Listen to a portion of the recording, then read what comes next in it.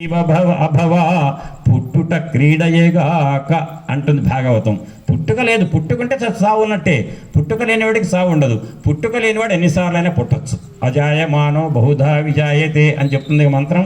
అట్లా కృష్ణుడిగా పుట్టాడు, రాముడిగా పుట్టాడు, నరసింహుడిగా పుట్టాడు. అనేక రూపాలలో వ్యక్తమవుతున్నాడు భగవంతుడు. ఇక్కడ అవ్యక్తుడైన పరమాత్మ అచింత్యం, మన మనస్సుకు అందనవాడు. అవాంగ్మానస గోచరుడు అంటారు. అవాంగ్మానస గోచరం అంటారు గురువుని.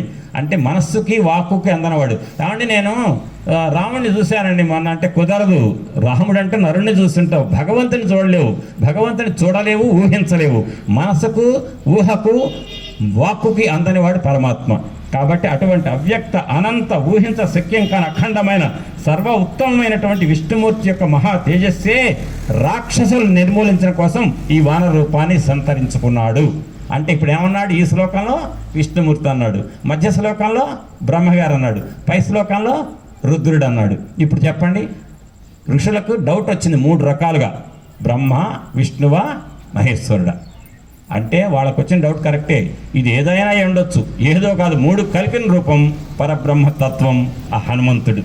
అందుకే ఏమంటారు? ఆంజనేయం మహావీరం అనండి. ఆంజనేయం మహావీరం బ్రహ్మ విష్ణు శివాత్మకం. బ్రహ్మ విష్ణు శివ ఈ 3 ఆత్మలు కూడితే వచ్చేది ఆంజనేయుడు అని మీరే చెప్తున్నారుగా. ఆ మాటని ఈ 3 శ్లోకాలలో వాల్మీకి మహర్షి చెప్పాడు. ఆయన ఏ విష్ణువో, ఏ బ్రహ్మో, ఏ రుద్రుడో కాదు, 3 రూపాల మూల రూపం. ఆ మూల రూపాన్ని మధ్యాహ్నం 60 మంది వచ్చి హనుమాన్ చాలీసా చేశారు. మంగళవారం వైశాఖ మాసం ప్రవేశించగానే విధియ వైశాఖ మాసంలో వచ్చేది రేపు 2వ తారీఖు, మే 2వ తారీఖు వచ్చేది ఏంటంటే శంకర జయంతి. సాక్షాత్తు ఆదిశంకర భగవత్పాదుల వారు శృంగగిరిలో ఏదైతే 4 చోట్ల పీఠాలు స్థాపించి ఈనాటికి కూడా హిందూ ధర్మాన్ని ఏ మాత్రం తగ్గకుండా దాన్ని ఉద్ధరిస్తున్నటువంటి మహానుభావుడు శృంగగిరి పీఠాధిపతి భారతీతీర్థ మహాస్వామి వారు, ఉత్తరాధికారి విధుశేఖర భారతి మహాస్వామి వారు. భారతీ కరుణాపాత్రం భారతీ పదభూషణం భారతీ పదమారూఢం భారతీ తీర్థమాశ్రయే విద్యా వినయ సంపన్నం వీతరాగం వివేకినం వందే వేదాంత తత్వజ్ఞం విధుశేఖర భారతీం. రేపు 2వ తారీఖు శంకర జయంతి కాబట్టి ఆ శంకర జయంతి తరఫున పాడా అనుకోండి 2 శ్లోకాలు ఇద్దరిని స్తుతించినటువంటివి. అంతే ఆ రకంగా ఈ వైశాఖ మాసంలో మే 2వ తారీఖు నాడు వచ్చేటువంటి శంకర జయంతి, 22వ తారీఖు నాడు హనుమత్ జయంతి. ఆ హనుమంతుడు శివుడే, శంకరుడు శివుడే, శంకరాచార్యులు. అంటే ఇద్దరు శివుల యొక్క జన్మ దినం ఉన్నటువంటి, అంటే ఆ జయంతి ఉన్నటువంటి మాసం ఈ వైశాఖ మాసం. అటువంటి వైశాఖ మాసంలో మొట్టమొదటి మంగళవారంలో మీరు శివాంశ సంభూతుడైన హనుమంతుడి యొక్క చాలీసా చేశారు 11 సార్లు. చాలా వైభవంగా, ఆనందంగా, ఎట్లా అంటే ఉర్రూతలొగిస్తూ మంచిగా చెప్పారు హనుమాన్ చాలీసా. అయితే అప్పుడు అటండి ఋషులేమో ఆకాశంలో అట్ట అంటున్నారు. ఇక్కడ ఈ లంకలో హా తాత, హా పుత్రక, తాత ఏంటేంటి ఈ తగలబెట్టడం ఏంటి, ఇళ్ళని తగలబడిపోతున్నాయి, మన బతుకులేంటి బుగ్గిపాలు అవుతున్నాయి, ఇంట్లో సామాన్లు లేవు, ఇళ్ళు లేవు, మొత్తం రోడ్డు మీద పడ్డామని చెప్పేసి ఏడుస్తున్నారు. ఆ సమయంలో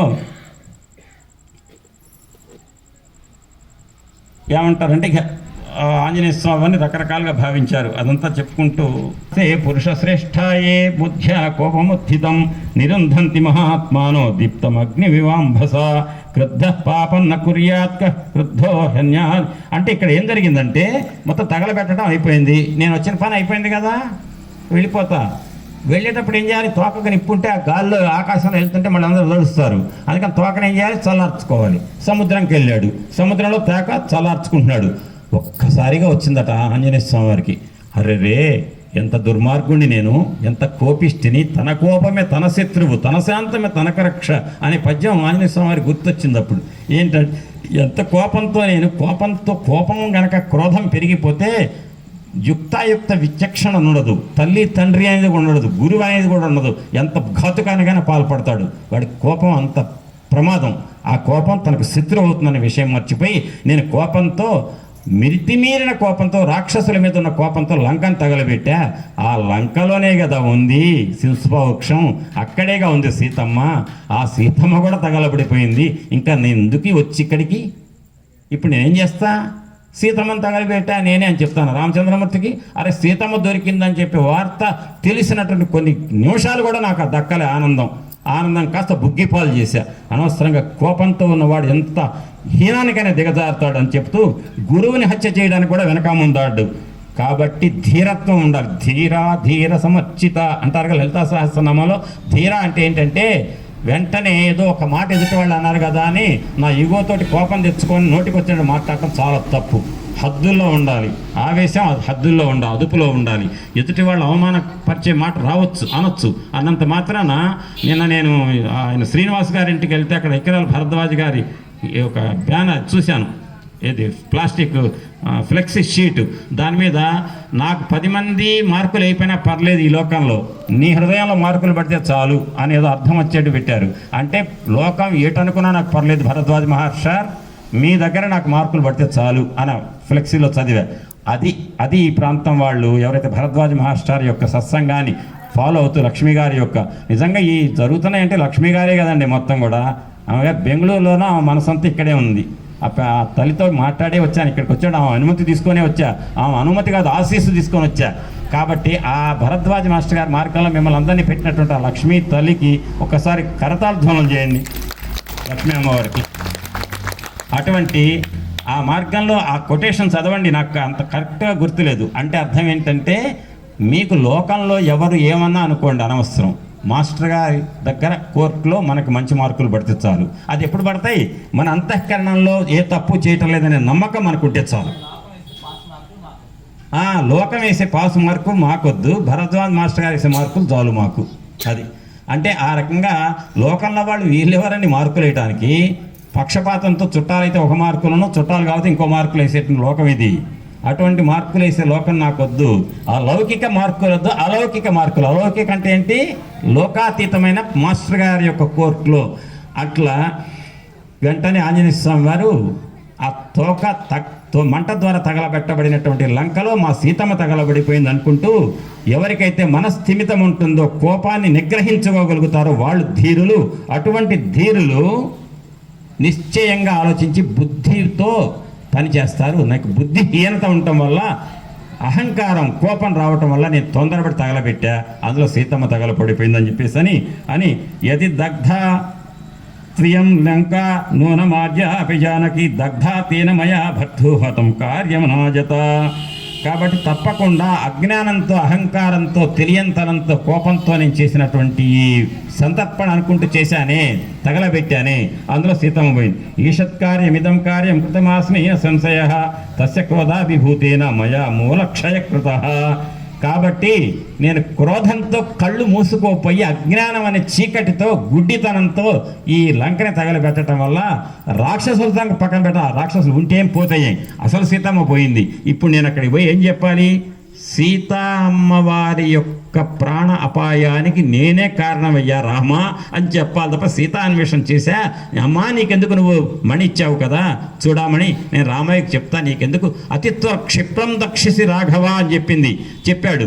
అమ్మా నువ్వు త్వరలో, అతి త్వరలో చూస్తున్నావు, సీతమ్మని చూడబోతున్నావు అని చెప్పి ధైర్యం చెప్పాడు సీతమ్మకు. అసలు సీతమ్మని లేకుండా చేశాను అనుకొని ఆ బాధపడుతూ ప్రథితం త్రిషు లోకేషు కపిత్వం అనవస్థితం దిగస్తు రాజసంభావం అనీశమనవస్థితం ఈశ్వరేణాపి యద్రాగాత్ మయా సీతాన రక్షిత.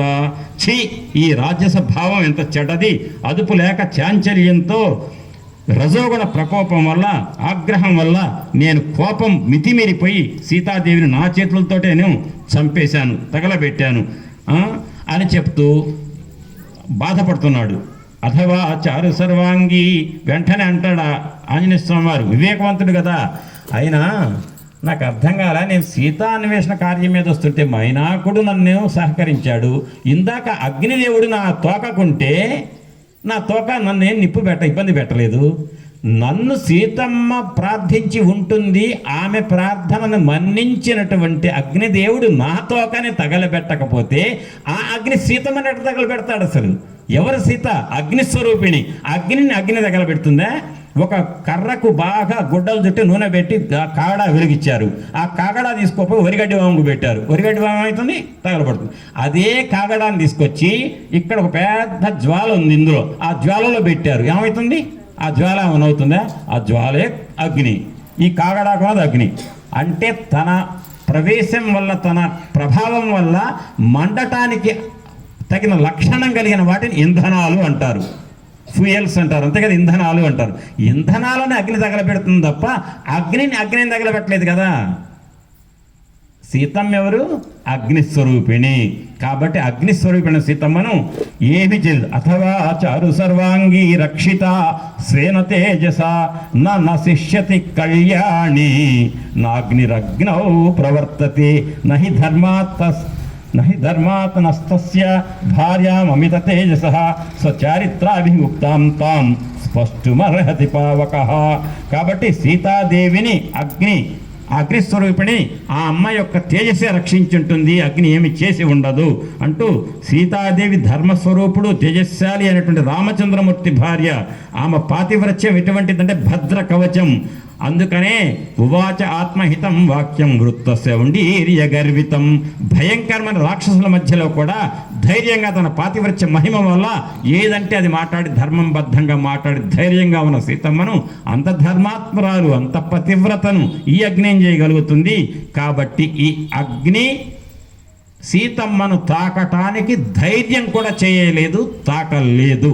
అశక్తుడు అగ్ని అని చెప్పి యద్వా దహన కర్మాయం సర్వత్ర ప్రభవజయ నమే దహతి లాంగూలం కథమార్యాం ప్రథక్ష్యతి.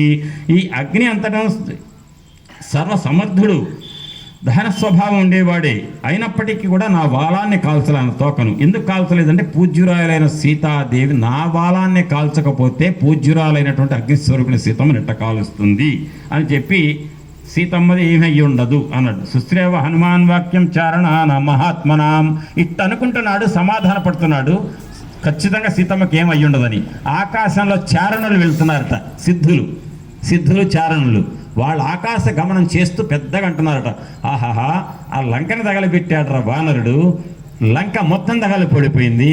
కానీ వింత ఏంటంటే ఒక్క సీతమ్మ కూర్చున్న సింసుపా వృక్షం కింద ఉన్న ప్రాంతానికి అగ్ని వెళ్ళలేకపోయింది అని చెప్పి పెద్దగా చెప్తున్నారట చారణులు.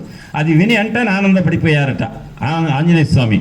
నేను మనస్సులో ఏదైతే సీతమ్మ అగ్నిస్వరూపిణి అనుకుంటున్నానో అటువంటి అగ్నిస్వరూపిణి సీతమ్మ దగ్గరికి అగ్ని వెళ్ళజాలదు అనుకుంటున్నానో ఆ మాటనే చారణులు చెప్పారు. నేను ఇక్కడ నుండి అనుకుంటున్నా వాళ్ళు చూసి చెప్తున్నారు అని. వెంటనే దగ్ధేయం నగరీ సర్వ సాట్ట ప్రాకార తోరణ జానకీన చ దగ్ధేతి విస్మయోద్భుత ఏవ నహ.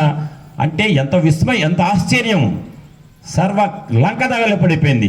జానకి నచదగ్ధేయం, జానకీదేవి తగలపడల, ఆమె చేరాపింది. ఇది సుశ్రావ హనుమాన్ వాచం అమృతోపమం. అమృతతుల్యమైనటువంటి ఈ మాటలు చారణల ద్వారా విన్నటువంటి ఆంజనేయుడు పరమానందం చెందాడు. అమ్మను తప్పకుండా నేను వెళ్ళి చూసి అమ్మకి నమస్కారం పెట్టి వెళ్ళాలి అనుకున్నాడు. ఎందుకంటే చారణులు చెప్పింది కాదుగా లెక్క. రామచంద్రమూర్తి దగ్గరికి వెళ్తే అయ్యా మొత్తం కథ అంతా చెప్పా, మధ్యలో నాకు కోపం వచ్చి లంక తగలబెట్టా, సీతమ్మ తగలబడింది అనుకున్నాను, ఈ ఆకాశంలో ఎవరు చెప్తుంటే తగలపడలేదట అని చెప్తే అది విన్నాను వచ్చేసానంటే, ఏం పనయ్యా నువ్వు కన్ఫర్మ్ చేసుకోలేదా అంటే సీతమ్మ ఉందని ఒకసారి వెరిఫై చేసుకోవద్దా అని అంటాడు కదా. ఆయన అనిపించుకునేవాడు ఆంజనేయుడు, బుద్ధిమతాం వరిష్ఠుడు. కాబట్టి అభివాద్య ద్రవీ దృశ్య పశ్యామి త్వం యహ అక్షతాం. సీతాదేవి దగ్గరికి వెళ్ళాడు, నమస్కారం పెట్టాడు. అప్పుడు సీతాదేవి ఆంజనేయ భలే తగలబెట్టావయ్యా లంకను అంటుందా అన్నది. ఏమయ్యా నిజామన్నా ఇట్లాంటి పనులు దుర్మార్గ పనులు చేయొచ్చా? ఎంత శత్రువులు అయితే మాత్రం తగలబెట్టచ్చా అందా. ఇది అనలా దానిలా ఆమె ఎందుకు అనలేదు చెప్పండి. మంచిగా భలే తగలబెట్టావు ఆంజనేయ, నాకేమో హ్యాపీగా ఉంది. రావణాసురుడు నా ఎత్తుకొచ్చి 10 నెలల బట్టి ఏడిపిస్తున్నాడు, లంక తగలబెట్టావు, మంచి పని చేసావు. లేదా చాలా తప్పు. లంక తగలబడిన సమయంలో పొరపాటు నేను కూడా తగలబడి ఉంటే అట్టా అనలే, ఇట్టా అనలే. ఎందుకంటే చెప్పండి, చాలా గొప్ప సమాధానం. నైషా పశ్యతి రాక్షస్యో నేమా పుష్పఫలద్రుమాన్. చెప్పాక ఎదురుగా కనపడే రాక్షసులనే చూడాలి ఆమె. ఏకస్థ హృదయానూనం రామమేవానుపశ్యతి. ఆమెకు కళ్ళుతో చూస్తుంది, చెవులతో వింటుంది, ఏవి పనిచేయట్లే. ఆమె మనస్సు ఎవరికి లింక్ అయింది? రామయోగిని, రామభక్త యోగిని. అది తప్పేం కనపట్ల. లంక తగలబడింది ఏమి తెలియదు. తెలవనప్పుడు ఎందుకు అడుగుతుంది? ఆయనకు ఉండాలి రాముడు తప్ప ఆమెకేం కనపట్టలే, అన్యమేమీ లేదు. అనన్యా చింతయంతో మాం ఏ జన పర్యుపాసతే తేషాం నిత్యాభియుక్తానాం యోగక్షేమం వహామ్యహం అని గీతలో కృష్ణుడు చెప్పాడు. రామచంద్రమూర్తి చూపిస్తున్నాడు ధర్మం ఆచరించి. కాబట్టి ఏమి అడగల, దండం పెట్టగానే వెంటనే సీతమేముంది, హనుమ ఒక్కరోజు ఎక్కడన్నా విశ్రాంతి తీసుకురాదు రహస్య ప్రదేశంలో, ఒక్కరోజు నువ్వు ఉంటే నాకు కొంచెం. ఆమె ఆశీస్సులు ఇచ్చింది, తిరిగి వెళ్ళటానికి ఒప్పుకుంది.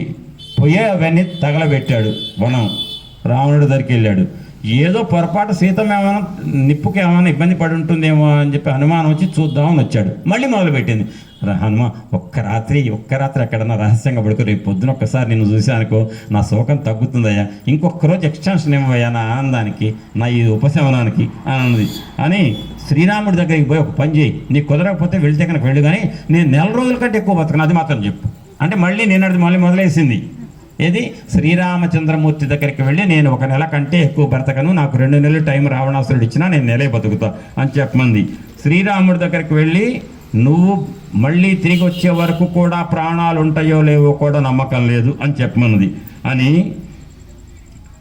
నాకు డౌట్ వస్తుంది, భల్లూక వానరులకు మీకు సహాయం బాగా చేస్తారు, చేయాలంటే ముందు వాళ్ళ కెపాసిటీ ఉండాలిగా, వాళ్ళు ఎగిరి రావాలిగా 800 మైళ్ళు, ఎట్టొస్తారు? మళ్ళీ నిన్నడదే నాకు డౌట్ వస్తుంది. ఆ భల్లూక వానరులంతా కూడా శక్తివంతులు కాదు కదా, వాళ్ళు నన్ను ఈ రావణాసురుడితో పోట్లాడాలంటే ఎట్టొస్తారు?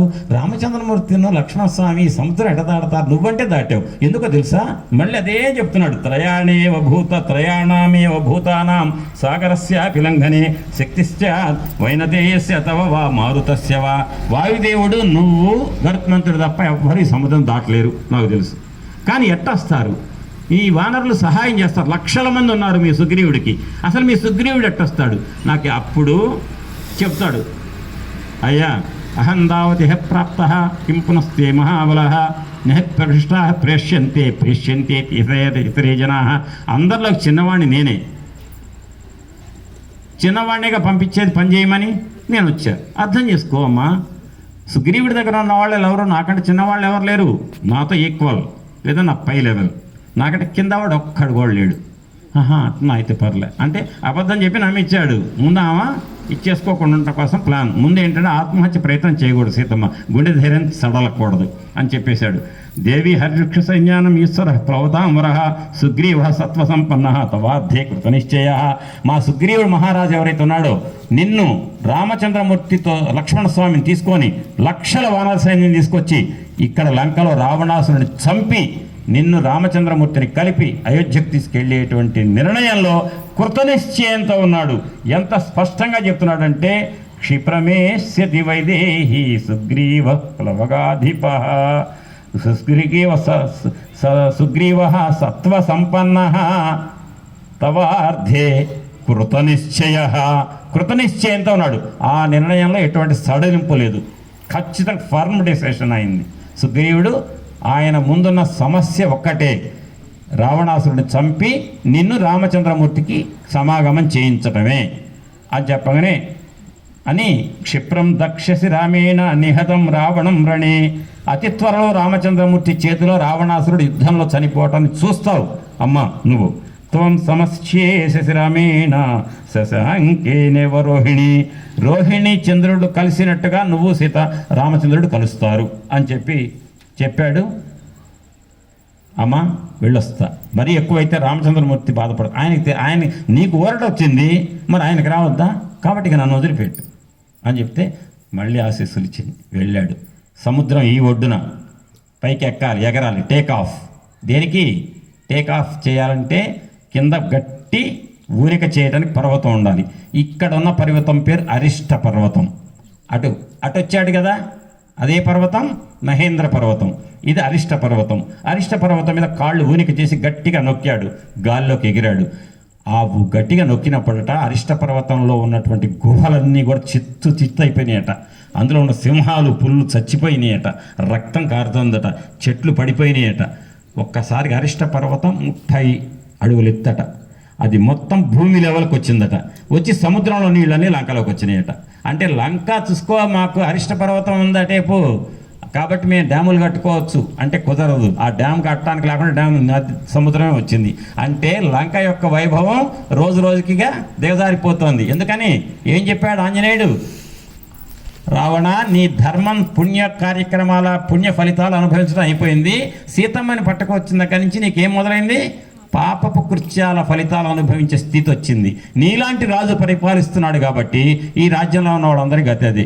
ఈ క్షణంలో చెప్తున్న పెద్దలారా, రామాయణం ఏం చెప్తుందంటే, రాష్ట్రాన్ని కానీ దేశాన్ని కానీ పరిపాలించే నాయకులు అధర్మానికి పాల్పడితే వాళ్ళే పోతారు, వాళ్ళ పాపాన్ని అంటే కుదరదు.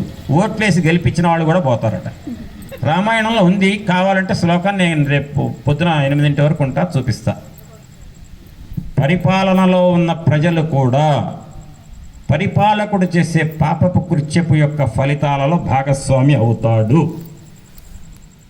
అంటూ పక్కన ఒక మాట చెప్పాడు. పరిపాలకుడు బాగా ఆర్థికంగా పుష్టితో ఉన్నాడు, పెద్ద పెద్ద రియల్ ఎస్టేట్లు పెంచాడు, ల్యాండ్ వాల్యూలు పెరిగినాయి.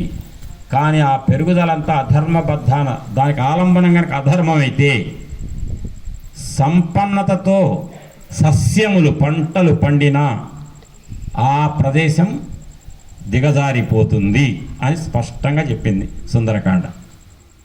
కాబట్టి మన దేశంలో ఎప్పుడు వస్తుందో మంచి అనేదాన్ని ఎంచుకొని ఓటేసే పరిస్థితి వస్తేనే దేశం కానీ రాష్ట్రం కానీ సుభిక్షంగా ఉంటుంది. ఎవరిని నేనైతే ప్రత్యేకంగా అంటలేదు, ఇది మాత్రం రామాయణంలో ఉంది అని మాత్రం చెప్తున్నా. తర్వాత అరిష్ట పర్వతం తొక్కాడు, అది నేల లెవెల్కి వచ్చేసింది. ఆయన పైకి ఎక్కాడు, ముందుకెళ్తున్నాడు. పర్వతం ఒక్కొక్క అడుగు ముందుకేస్తున్నాడు. దగ్గరికి వచ్చింది. మైనాకుడు వస్తే ఆయన కాస్త స్పర్శించాడు. మైనాక, సీతమ్మను చూశానయ్యా, రామకార్యం మీద వెళ్ళా కదా, రాముడు చెప్ప ఆనందపడుతున్నాను, ఎందుకంటే వచ్చేటప్పుడు సహకరించాడుగా, మళ్ళీ కృతజ్ఞత చెప్పుకోవాలి, చెప్పాడు. ఇంకొంచెం ముందుకు వెళ్ళాడు, పెద్ద నాదం చేశాడు. పెద్ద నాదం చేస్తే బాగా దిగజారిపోయినట్టు దీనావస్థలో ఉన్నారు. ఏమో ఆంజనేయుడు వెళ్ళేప్పటికీ 32 గంటలైంది. సీతమ్మని ఎత్తుకిందనేం తెలియదు. అసలు లంకకు పోయాడో లేదో, పోతే రావణాసుడు చంపాడేమో, మన ఆంజనేయుడు లేకపోతే మనం ఎందుకుగా, మనం కూడా అయిపోయినట్టే అని దీన స్థితిలో ఉన్నారు వానరులంతా. ఒడ్డున జాంబవంతుడు, అంగదుడు, పెద్దలంతా సమక్షంలో లక్షల మంది వానరులు. ఈ వానరులంతా కూడా దీనస్థితిలో ఉన్న వాళ్ళకి ఆయన సింహనాదం చేశాట ఆంజనేయుడు. ఎక్కడా, ఏ కక్షలో వచ్చేటప్పుడు, ఏ కక్షలో వచ్చాడు చెప్పండి. శ్లోకం 3 సార్లు చెప్పాను మీకు. తతో రావణ నీతాయా సీతాయా శత్రుకర్శన ఏష పదమన్వేష్టం చారణాచరితే పది. ఎవరెళ్ళే పదంలో, ఎవరెళ్ళే మార్గంలో వెళ్ళాట? చారణులు వెళ్ళే మార్గంలో. ఇప్పుడు రిటర్న్ జర్నీలో ఏంటో తెలుసా? ఒక పని మీద అర్జెంట్గా వెళ్ళాము, అవతల కలెక్టరేట్లోనో లేకపోతే ముఖ్యమంత్రి ఆఫీసులో పని అయిపోయింది. రిటర్న్ వచ్చేటప్పుడు చిన్నగా ఆర్టీసీ పల్లెవేలుగా ఎక్కుదామని చెప్పి చూస్తారు. ఎవరన్నా సక్సెస్ అయింది అనుకోండి పని, ఇంటికి వచ్చి చెప్పాలిగా. చెప్పాలని ఆనందంతో వచ్చేవాడు ఎట్టొస్తాడు? సూపర్ ఫాస్ట్లో వస్తాడు. తొందరగా వచ్చి చెప్పాలిగా.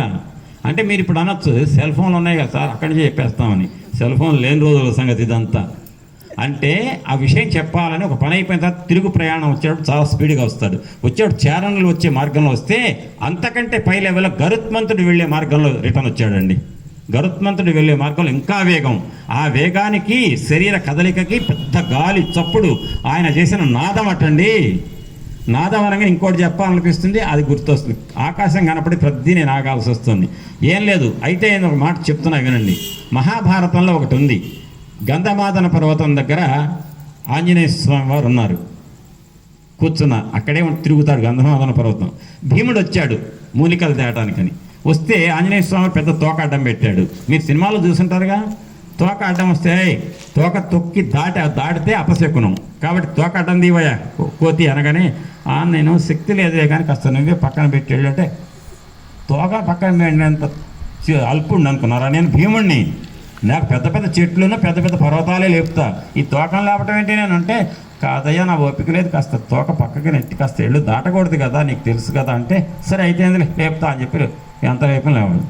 ఏంటంటే ఎంతగా లేకపోతే, హనుమా వాయుపుత్రుడు నా అన్నవయ్యా, నువ్వు త్రేతాయుగంలో కనిపెట్టానంటే, తమ్ముడు బాగున్నావా అంటే, ఏం లేదు దుర్మార్గులు మా పెదనాన్న కొడుకులు మమ్మల్ని ఇబ్బంది పెడుతున్నారు, కురుక్షేత్ర యుద్ధం త్వరలో ఉంది కదా అంటే, అయితే నాకు అప్పచెప్పరాదు, నేను లేపేస్తా కావాలన్నా అన్నట్టు ఆంజనేయుడు. నేను లేపేస్తా అంటే కుదరదు ఆంజనేయ అన్నయ్య, అది త్రేతాయుగం వాడి నువ్వు, అప్పుడు లేపాల్సిన లేపేశావు రావణాసురుడిని. ఇప్పుడు ఇది ద్వాపరయుగం కృష్ణావతారం. ఇప్పుడు మాకున్నాయి వాటాలు. ఎవరికి ఉన్నాయి? మా అన్నయ్య ఒకళ్ళని చంపాలి, అర్జునుడు ఒకళ్ళని చంపాలి, నేను ఒకళ్ళని చంపాలి, మాకు వాటాలు వేసుకున్నాం కాబట్టి ఆ వాటాల ప్రకారమే చంపాలి మేము అనగానే, మరి నాది ఏదో ఒక సహాయం కావాలిగా, నన్ను మరి ఉపయోగించుకో దొరికినందుకంటే ఓ పని చేయి, మా అర్జునుడు ఉన్నాడుగా, ఆ తమ్ముడు రథం మీద టెక్కే ఉంటుంది జెండా, ఆ జెండాలో నువ్వు ఉండిపో అన్నట్ట. అంటే సరే అట్టే ఉంటా అన్నట్ట. మీరు విరాట పర్వం ఎప్పుడన్నా చెప్తా, విరాట పర్వం పేరు ఎత్తిన వర్షం పడుతుంది లేనిపోయింది. ఆ విరాట పర్వంలో ఈ ధ్వజాల గురించి ఒక పద్యం ఉంటుంది, చాలా బాగుంటుంది. ఆ ధ్వజం ఒక్కొక్కటి ఒక్కొక్క ధ్వజం చెప్తుంటాడు. ఈయనకి అర్జునుడికి ఉండేటువంటి రథం మీద ఉన్నటువంటి ధ్వజం ఏదంటే ఆంజనేయ ధ్వజం.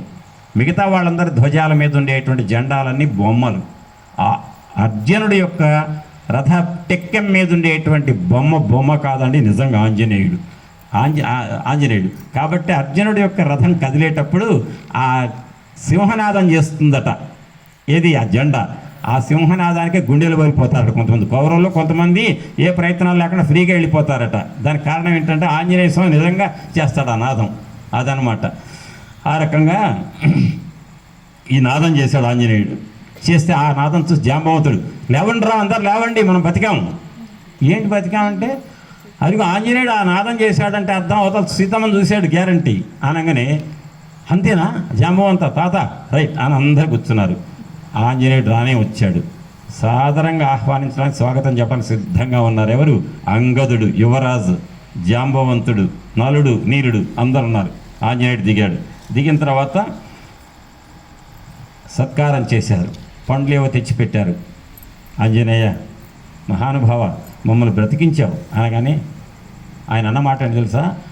ఆ రోజు నేను పర్వతం మీద నిలబడ్డా కదా, అది పర్వతం నుంచి పైకి ఎక్కానే, ఎక్కువ వెళ్తుంటే కొంత దూరం వెళ్ళిన తర్వాత మైనాకుడు వచ్చాడు. ఇదంతా చెప్తే, నాయన ముందు మేము బతికారా, నాయన సీతమ్మ కనపడిందో లేదు చెప్పంటారు కదా, అసలు విషయం చెప్పమంటారు కదా. బజారికి పంపిస్తే వచ్చి తొందర టెన్షన్ పడుతుంటే చెప్పేదాన్ని చెప్పడు సరిగ్గా. నేను వెళ్తుంటే నాకు అక్కడ ఒక రాయి అడ్డం వచ్చింది, ఆ రాయి అడ్డం వస్తే నీకు కట్టేయడం వచ్చిందా, నీకు ఎందుకు, ఉన్న విషయం వెళ్ళిన పని ఏమైందో చెప్పమంటారు కదా. ఈయన ఏమన్నాడు తెలుసండి? దృష్టా సీతేతి విక్రాంత సంక్షేపేణ న్యవేదయత్ అన్నాడు. చూశాను సీతమ్మను అంటే ఇక్కడ ఏమైంది అంటారు కదా, సీతమ్మ ఏమైంది ఉందా లేదా ఆ డౌట్ కూడా రాకూడదు, ఎదుటి కంగారు పడకూడదు. చూశాను సీతమ్మను అన్నాడండి ఆంజనేయుడు. వాక్ వైభవం అన్నమాట. అంటే ఎదుటి వాళ్ళు టెన్షన్లో ఉన్నప్పుడు వాళ్ళకి మాటలు చెప్పేటప్పుడు సోదిగా చెప్పకుండా వెంటనే ఒక్క ముక్కలో ఎదుటి వాళ్ళ ప్రాణం లేచొచ్చేట్టుగా చెప్పగలగాలంటే దానికి వాక్ వైభవం ఉండాలి. అది లేకుండా ఏదో చెప్తారే అసలు విషయం చెప్పరాదు నా, ఈ సోది అంత తర్వాత చెప్పొచ్చుగా అంటారు కదా. అట్ట అనిపించుకునేవాడు కాదు ఆంజనేయుడు, అట్ట అనిపించుకునేవాడు కాదు ఆంజనేయ భక్తులు. కాబట్టి ఆంజనేయుని ఉపాసిస్తే వచ్చేది ఏంటంటే ఎదుటి వాళ్ళకు అతి తక్కువ విషయంలో, అతి తక్కువ మాటలలో ఎక్కువ అర్థమయ్యేట్టు చెప్పేటువంటి ఒక వాక్ వైభవం వస్తుంది. అదే బుద్ధిర్బలం, యశోధైర్యం, నిర్భయత్వం, అరోగత, అజాడ్యం, వాక్పటుత్వంచ హనుమాన్ స్మరణాత్ భవేత్. వాక్పటుత్వం వస్తుంది, మిగిలినవన్నీ రావాలి, వాక్పటుత్వం కూడా రావాలి. ముందు తగులు వచ్చేది దేనివల్ల? నాలుగు దారటం వల్లేగా. నాలుగు జారితే తగులకి కారణమే అది, ఇంకేది కాదు. ప్రతిదీ మాటే. ఆ మాట ఉంది ఎవరికి? 84 లక్షల జీవరాశులు ఒక మనిషికి. కాబట్టి మనుషులకే తగ్గులుంటాయి, గేదెలకు తగ్గులుంటాయి, ఆవులకు తగ్గులుంటాయి, ఉండవుగా. కాబట్టి తగు ఎందుకు ఉందంటే మనకి భగవంతుడు ఆ నోరు ఇచ్చినప్పుడు అదుపులో పెట్టుకోకపోతే తగు, అదుపులో పెట్టుకుంటే సమైక్యత. సరే చెప్పాడు. దృష్టా సీతేతి విక్రాంత సంక్షేపేన నివేదయత్ అని చెప్పి, ఆంజనేయ కూర్చొస్తా కాస్త తీరిక చెప్పుకుందాం విషయం, అసలు ఏంటి, ఏ రకంగా జరిగింది మొత్తం విషయం అని చెప్పేసి అని అనగానే, ఇప్పుడు ఈ సర్గలో దాదాపుగా ఒక 170 శ్లోకాలు ఉన్నాయి. ఈ 170 శ్లోకాలు కూడా ఏంటో తెలుసా అండి? హనుమత్ స్వామి ఆ పర్వత మహేంద్ర పర్వతం నుంచి పైకి ఎక్కిన దగ్గర నుంచి మైనాకుడు ఎదురయ్యి, తర్వాత ముందు సీతమ్మ కనపడింది సీతమ్మ అన్నాడు కదా, చూశాను సీతమ్మ అన్నాడుగా, ఇక నువ్వు చెప్పు, నీ ఇష్టం మొత్తం చెప్పుకోపో, మా హాయి కూర్చున్నాం అని చెప్పేసి అంటారు. వేసే క్యాసెట్ మొదలుపెట్టాడు. మొత్తం ఏమేమి అడ్డం వచ్చింది, ఎట్ట తొలగించుకున్నారు. అక్కడికి వెళ్ళిన తర్వాత లంకిని వచ్చింది, లంకిని అడ్డం పడితే ఒక్కటేసాను, నా మీద వేసింది పిడికిలతో నేను ఊరుకుంటానా, ఒక్కటేసా. మూర్చొచ్చింది. తర్వాత లేచి సంజీవ పర్వతోద్ధార మనో దుఃఖ నివారయ ప్రసీద సుమహాబాహో త్రాయస్వ హరిసత్తమ. నన్ను పట్టుకొని కోతి ఎవడరా అనేది చివరికి దిక్కు నువ్వే అన్నది. ఈ రకంగా జరిగిన లోపలికి వెళ్ళా వెతికా. ఏమి వేదం అండి, వాళ్ళు వేదం చదువుతారు, ఇటుపక్క అశ్లీలపు కృత్యాలు చేస్తున్నారు ఆడవాళ్ళు.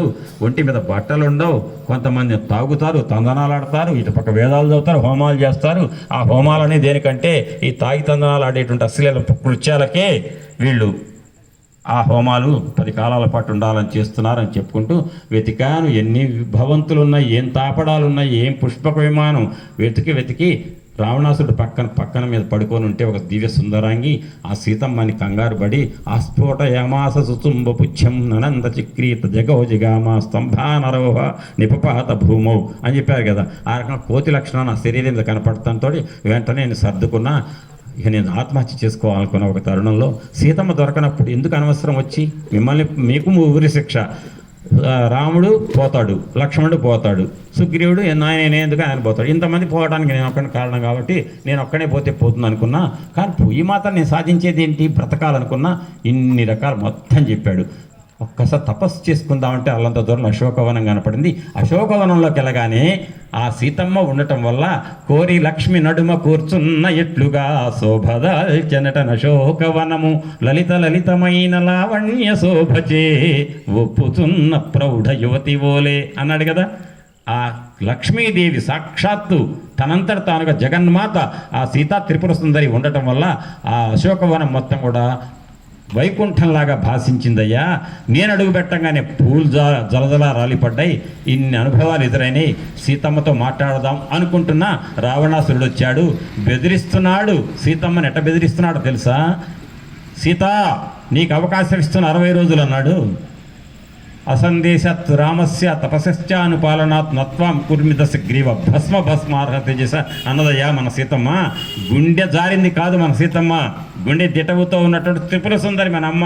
రక్కసి ఎక్కడికట్లు వచ్చదవు, నేనెవరన్ రఘురాజు కోడలన్ ఎక్కడికట్లు వచ్చదవు, బిక్క మగంబు తోడనైన ఉన్నను ఇట్లొక పతివ్రత మహిమ ఉన్నది శాప సమర్థమిచ్చటన్ అంటుంది.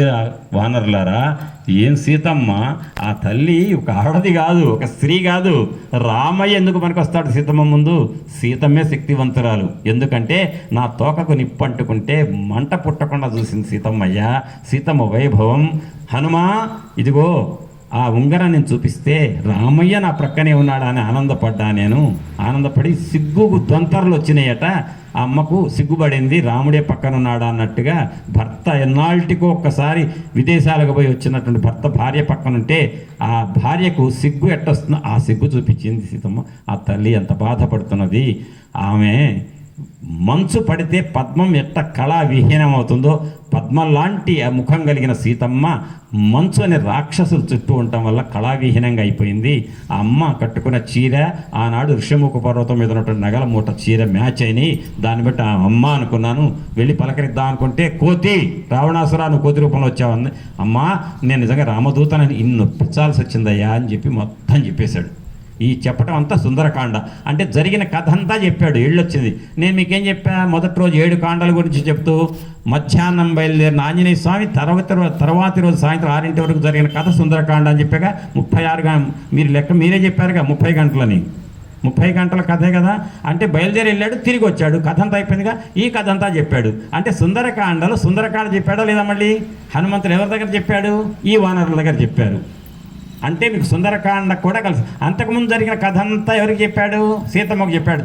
అమ్మా దశరథ మహారాజు అనే మహారాజు నాడు రథబలం, గజబలం, తురగబలం, పదార్థ దళం ఇన్ని బలాలున్న మహానుభావుడు వీరాధి వీరుడు దశరథ మహారాజు పెద్ద కొడుకు రాముడు.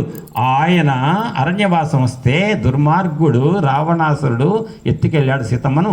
ఏ లక్షణాలతో సీతమ్మ ఇట్లుంటుందని రాముడు చెప్పాడు. ఆ లక్షణాలు ఉన్నటువంటి సీతమ్మని ఇప్పుడే నేను చూసా ఇక్కడే అని చదివాడిగా. కథ అంతా చదివితేనే కదా సీతమ్మ ఇట్టా అట్టా చూసివో అక్కడున్నాడా అని చూసింది కదా పైకి. అంటే అప్పటి వరకు జరిగిన కథ అంతా సీతమ్మకు చెప్పాడు. ఈ సుందరకాండలో జరిగిన కథ అంతా వానరులకు చెప్పాడు. అంటే ఇప్పటివరకు రామాయణం మొత్తం సుందరకాండలో వచ్చిందా? చెప్పండి. ఏ మొహమాటాన్ని తలలోపద్దు మీరు. అంటే సుందరకాండ చదువుతున్నామంటే ఏం చదువుతున్నట్లు లెక్క? మొత్తం రామాయణం చదువుతున్నట్లు లెక్కే. ఇక మళ్ళీ నాకు మీరే చెప్పాలి. ఎవరికన్నా అడిగితే సుందరకాండలో ఏంటి అంటే అన్నీ ఉన్నాయని చెప్పాలి.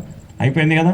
ఇప్పుడు వానరులు అంతా ఇదంతా కూడా కథ అంతా చెప్పిన తర్వాత ఓ పని చేద్దాం, మీరు అవకాశం ఇస్తే అక్కడికి వెళ్దాం, లంకకి అందరం వెళ్ళి సీత అంగదుడు అన్నట్ట రాక్షస అందరిని చంపేసావుగా, 80,000 మందిని చంపావు, 100 మందిని చంపావు, 7 సేనాపతులు చంపావు, 5 మంత్రిపుత్రులను చంపావు, జంబుమాలిని చంపావు, ప్రధానమంత్రి కొడుకుని, తర్వాత రావణాసురుడి కొడుకుని చంపావు, అయిపోయి ఏముందో రాక్షస సంహారం అయిపోయింది. మనం చేయాల్సిన పని ఏంటి? వడ్డించిన ఇస్తారు తెచ్చుకొని తినటమే. అంటే అంతా రూట్ క్లియర్ చేసావు, సీతమ్మని పట్టుకొచ్చుకోవటమే. మరి మనంతా ఆ సీతమ్మని ఆ మాత్రం ఆంజనేయుడు అడగలేదా? ఈ మీద ఉన్నట్టే నువ్వు కోతి రూపం, నీ కోతి లక్షణాలు పోగొట్టుకోలేదు అన్నాడు కదా. ఎట పట్టుకొస్తారండి వెళ్ళి సీతమ్మని? ఎట పట్టుకొస్తారు? రావణాసురుడు ఉన్నాడు, ఇంకా ఉన్నారు చాలామంది రాక్షసులు, బోల్డ్ ఎంతమంది ఉన్నారు. అవన్నీ లేకుండా వెళ్దాం మనం సీతమ్మని తీసుకొచ్చేద్దాం అనగానే అప్పుడు అన్నట్ట అంగదుడు ఆ మాట అంటే జాంబవంతుడు, అంగదా నువ్వు యువరాజువే కానీ నీ చాలా ఆవేశంతో మాట్లాడుతున్నావు, అంత తేలిక కాదయ్యా మనం వెళ్ళి సీతమ్మని తీసుకురావటం. అది అయినా కూడా మనకి రాముడు ఏం చెప్పాడు? సీతమ్మని చూసి రమ్మన్నాడు. రామయ్య ఏమంటాడు రేపు? నేను మీకు ఏమన్నా సీతమ్మని పట్టుకురమ్మన్నానా? అప్పుడు ఆంజనేయుడు అన్నాడు, సీతమ్మ ఏమన్నా తెలుసా, రాముడు రావాలి, రావణాసురుడు చంపాలి, నన్ను అయోధ్యకు పట్టుకెళ్ళాలి, అప్పుడు రాముడు కీర్తి. నువ్వు చంపలేక కాదు హనుమా, నీకు కెపాసిటీ ఉంది, కానీ అది నా రాముడి కీర్తికి భంగం, కాబట్టి రాముడే రావాలి, రావణ సంహారం చేయాలి, నన్ను అయోధ్యకు పట్టుకెళ్ళాలి అంటే. అయితే ఒక పని ఏం చేద్దాం మనం ఇప్పుడంటే, ఏం లేదు మనం రిటర్న్ వెళ్ళటం బెటర్, అక్కడికి వెళ్ళి ప్రసరణగిరిలో సుగ్రీవ మహారాజుకు విషయం చెప్దామంటే బయలుదేరారట. మరి ఆంజనేయుడు ఇంత కష్టపడి సీతమ్మని చూసి వచ్చినందుకు కొంచెం పార్టీ చేసుకుందామా అన్నారట. పార్టీ చేసుకుందాంలే అన్నట్ట ఆంజనేయుడు కూడా. అంగదుడు అన్నట్ట ఏంటి ఆ పార్టీ? మధువనం అని ఒకటి ఉంది దారిలో. ఆ మధువనం ఎవరిదంటే సుగ్రీవ మహారాజుది. సుగ్రీవ మహారాజు యొక్క సొంత అమ్మ తమ్ముడు మేనమామ దద్దిముక్కుడు అనేటువంటి వాడు వనానికి కాపలా కాస్తున్నాడు. ఆయన పర్మిషన్ లేకుండా సుగ్రీవుడు కూడా లోపలికి వెళ్ళడానికి లేదట. మీకు ఇంకో విషయం చెప్తా, అంటే నాకు ఏదో కాస్త సరదా అనిపించింది చెప్తా. మన ప్రధానమంత్రి గారు ఉన్నారు, మోదీ గారు. ఆయన ఎక్కడికైనా హైదరాబాద్ వచ్చారు. ఆయన దగ్గరికి వెళ్ళి కలవాలంటే మోడీ గారు ఇటు రా అంటే కూడా వెళ్ళటానికి లేదు. ఎవరు ఒప్పుకోవాలి?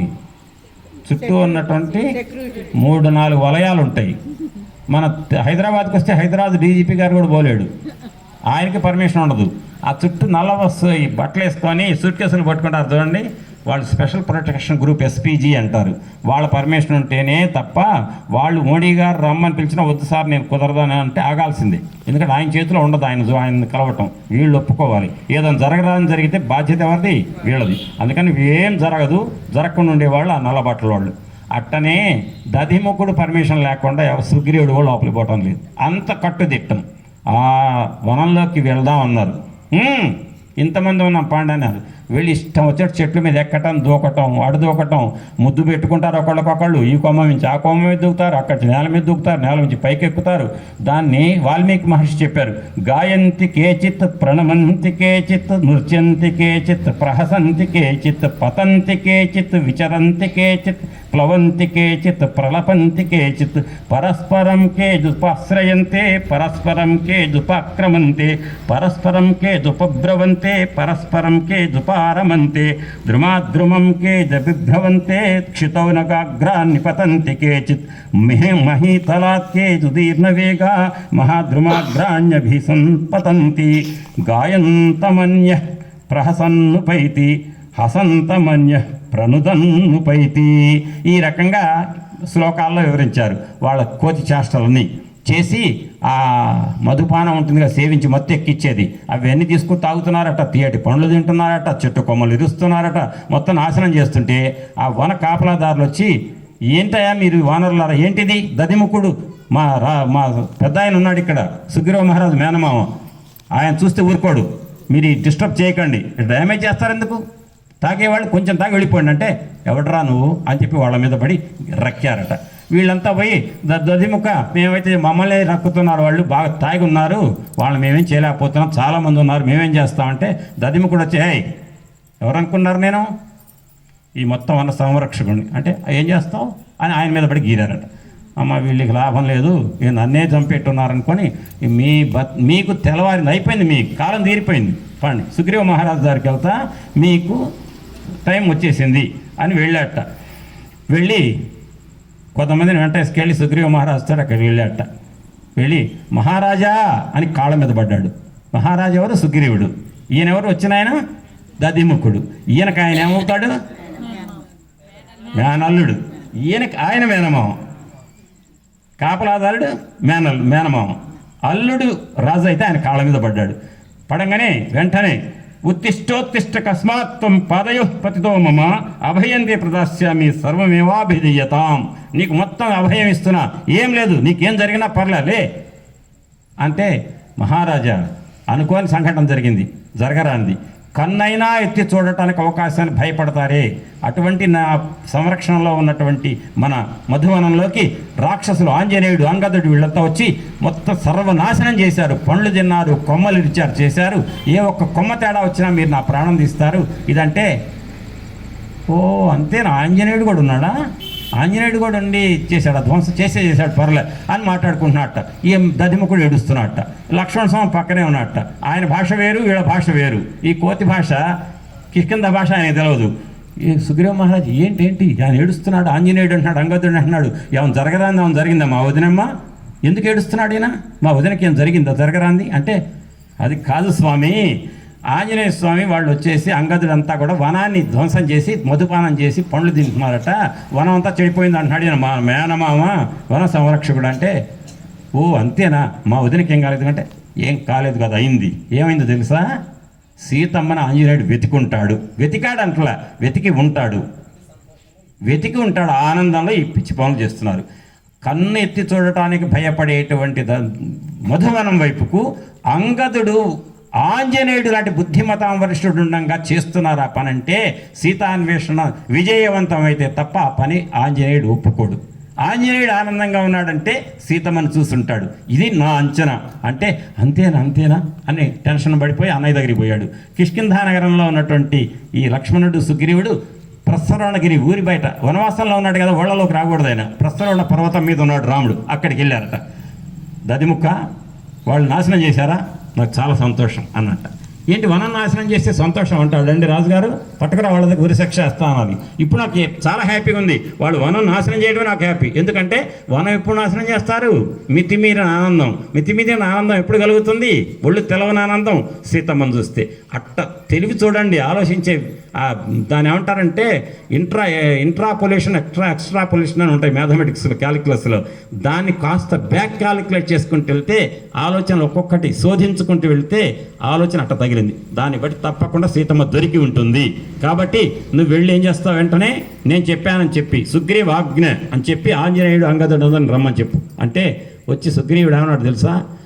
క్షమించండి అంగద యువరాజా, ఎంత బుద్ధి తక్కువ మూర్ఖుణ్ణి. అదే మాట పెట్టారు ఇక్కడ. వాల్మీకి మహర్షి మూర్ఖుణ్ణి అని పెట్టాడు. మూర్ఖ్యాత్ పూర్వం కృతో దోష త్వం భవాన్ క్షంతుమర్హతి. యువరాజ స్వమీశస్య వ్యవసాయ వనస్యాస్య మహాబల. మీరు వనం నాశనం చేశారుగా, నేను వెళ్ళేటప్పుడు ఏమన్నా మీకు మూడింది సుగ్రీవుడికి చెప్పొస్తా అన్నానా? ఏం లేదు, మీరు నాకు చాలా మేలు చేశారు, కానీ ఇందాక మిమ్మల్ని తిట్టాను కదా, అందుకు క్షమించండి. ఇది రక్కాడు, చంపుతాడు భయంతోనే అటు వెళ్ళాడు. ఇటు వచ్చేమో మీరు వనం నాశనం చేసినందుకు ఆనందం ఉందయ్యా నాకు. కాదు, సుగ్రీవుడు మిమ్మల్ని రమ్మన్నాడు వెంటనే మహారాజు. ఎందుకని? పాలకులు నిర్ణయం తీసుకున్నప్పుడు ఒక తప్పు జరిగిందని సమర్థిస్తే పాలకులు, ఆఫీసర్లు మంచిగా జరిగింది అంటారు. పాలకులు కనుక దాన్ని వ్యతిరేకిస్తే ఆ తప్పు కరెక్ట్ కాదు, కేసు బుక్ చేయండి అంటారు. అది సమాజంలో జరుగుతున్నదే ఈనాడు. ఆ మాటే అది. ఇదేమో కలి ప్రభావం, అది కలి ప్రభావం కదా, రామ ప్రభావం. అంటే సీత దొరకటం కంటే ఏం కావాలండి లోకానికి? కాబట్టి సీత వియోగ దుఃఖంతో ఉన్న రాముణ్ణి ఆనందపరచాలి సమాగమంతో. లోకకంటకుడైన రావణాసురుడు చంపడానికి ముహూర్తం ఫిక్స్ అవ్వాలి. దానికోసం జరుగుతున్న నేపథ్యం కాబట్టి ఇట్ట తేల్చారు పాలకులు. వచ్చి దధిముఖుడు చెప్పాడు. అందరూ ఒక్కసారి ఎట వెళ్ళారో తెలుసా? వాల్మీకి ఏమంటాడు తెలుసా? ఒక యంత్రంలో రాళ్ళు పోసి పైకి ఎగిరేటువంటి యంత్రం ఒక దాన్ని వదిలిపెడితే ఆ యంత్రపు బలంతో ఒక్కసారి ఆకాశంలోకి చిమ్మితే రాళ్ళు ఎట్టబోతాయో, ఇక అట్లా చెప్పాలంటే మీకు ఒకటి, ఈ మధ్యకాలంలో పెళ్ళిళ్ళలో ఏం చేస్తున్నారు? తలంబరాలు కలిపి ఆ మంగళద్రవ్యం, బియ్యం, పసుపు కలిపి కాస్త నెత్తి మీద పోయించండి అంటే ఒక ఏదో నొక్కుతారు, తప్ప అని చెప్పేసి తడుకుని నెత్తి మీద అంతా బోరుజు బోల్డ్ అంతా వస్తాయి.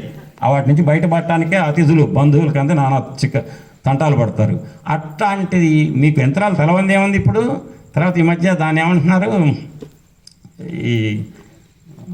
ఈ కార్యక్రమాలు ఇంట్లో ఫంక్షన్లు చేసుకున్నప్పుడు మెహందీ దాంట్లో ఏం చేస్తున్నారు, వాడు పక్క కూర్చుంటాడు, నొక్కితే మొత్తం పైకి వచ్చేస్తుంది ఏది మంచు. అట్లనే ఆ యంత్రంలోంచి ఒక నొక్కితే పైకి రాళ్ళు పైకి వచ్చినట్టుగా వానరులంతా ఆకాశంలోకి వచ్చారట. వెళ్ళి అతివేగంతో వెళ్ళారు, సుగ్రీవుడి ముందు వాలారు.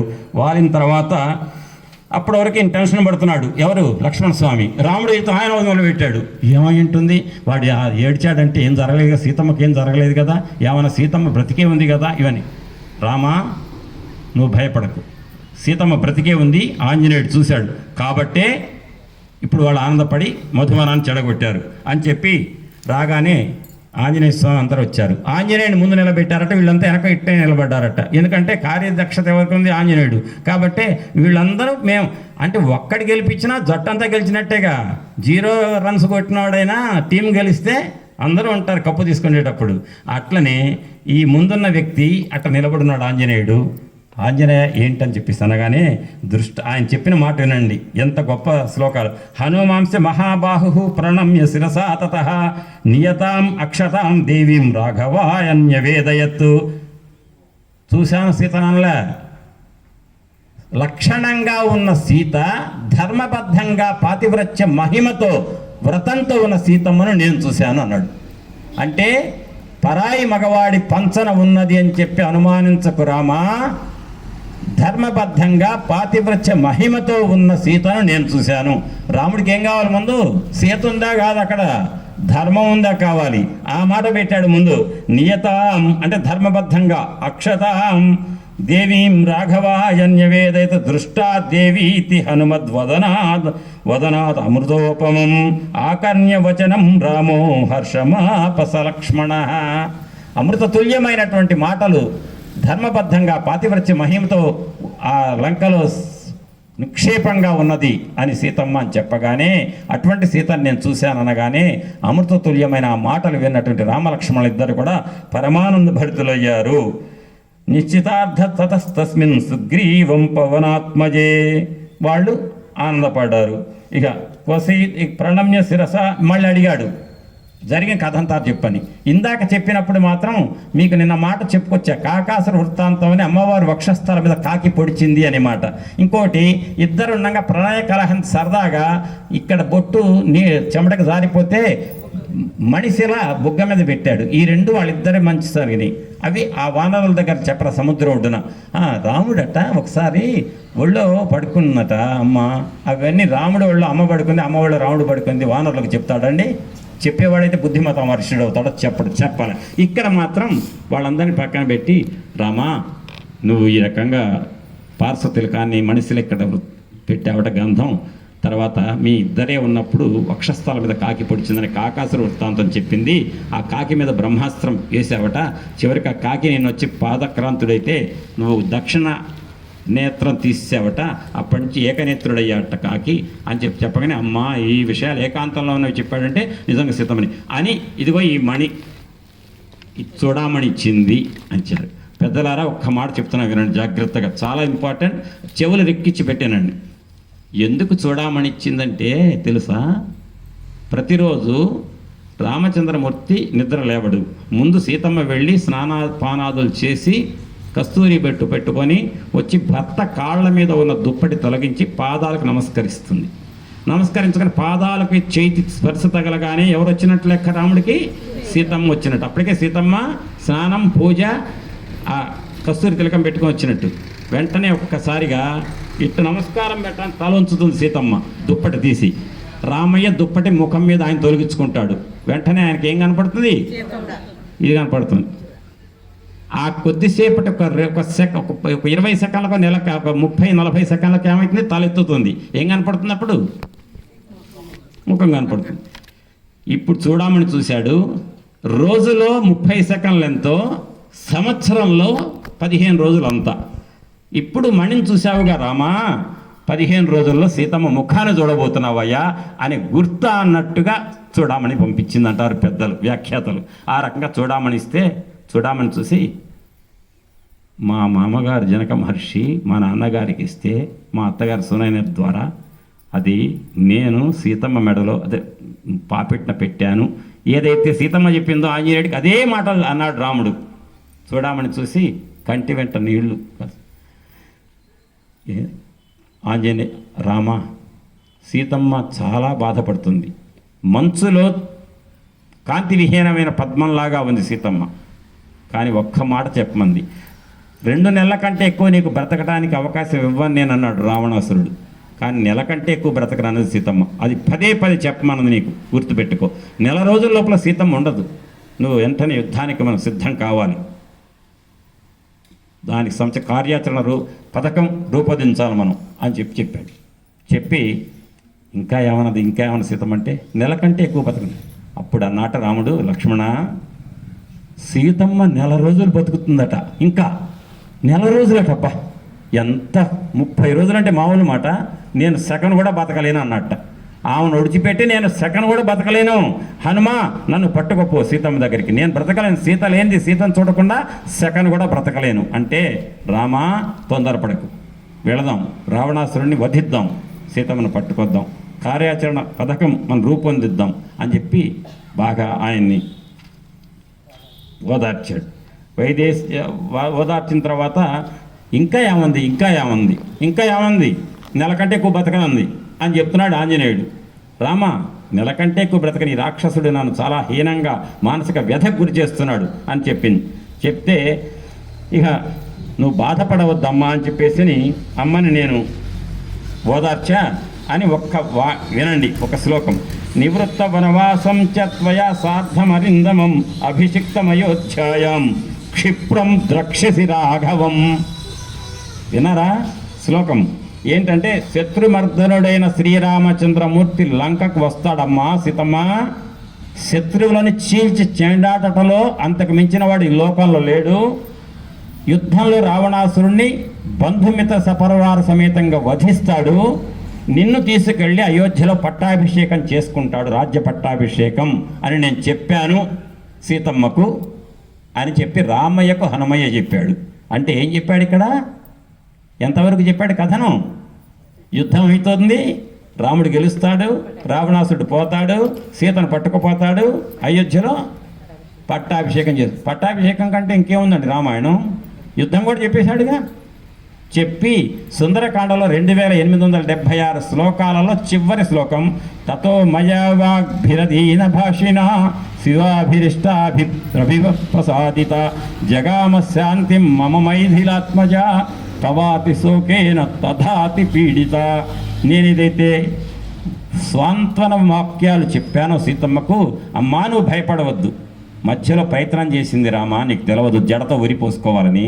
ఆ క్షణంలోనే ఆమెకు ఎడమ భుజం అదిరినట్టుగా కొన్ని శకునాలు ఎదురైనట్టున్నాయి, ఆగింది.